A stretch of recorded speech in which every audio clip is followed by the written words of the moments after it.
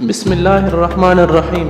کیا آپ جانتے ہیں اسلامی تاریخ کی وہ کون سی جنگ تھی جس میں مسلمانوں کی تعداد دشمن سے 10 گنا کم تھی، پھر بھی فتح کا پرچم مسلمانوں کے ہاتھ میں آیا؟ ایسا کیا ہوا کہ بازینی سلطنت جو صدیوں سے مضبوط تھی ایک ہی جنگ میں کمزور پڑ گئی؟ آخر خالد بن ولید نے وہ کون سی حکمت عملی اپنائی جو آج تک فوجی کتابوں میں مثال سمجھی جاتی ہے؟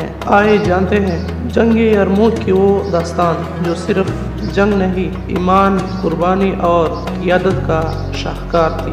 سال تھا 636 عیسوی، جگہ تھی دریائے یرموک کے کنارے کا میدان۔ ایک طرف تھی 3 لاکھ سے زائد رومی افواج، جدید اسلحہ، تربیت یافتہ فوجی اور مشہور جرنیلز، اور دوسری طرف تھے صرف 30,000 مسلمان مجاہد، جن میں زیادہ تر مدینہ اور مکہ کے عام لوگ تھے۔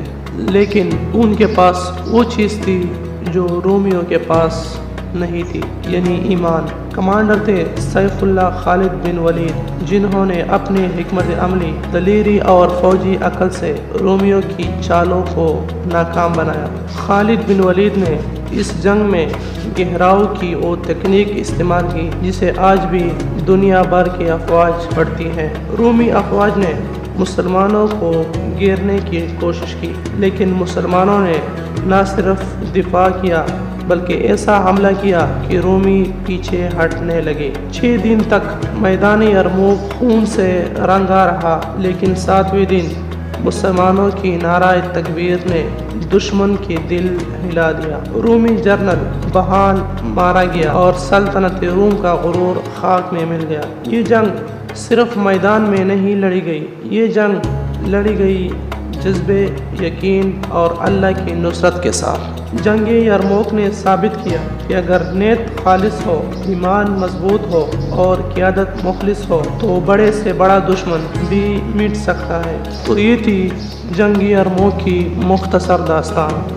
اگر آپ کو ہماری یہ تاریخی داستان پسند آئی ہو تو ویڈیو کو لائک کریں اور کمنٹ میں اپنا رائے ضرور دیں، اور چینل کو سبسکرائب کرنا نہ بھولیں تاکہ ایسے مزید اسلامی تاریخ کی ویڈیوز آپ تک پہنچتی رہے۔ السلام۔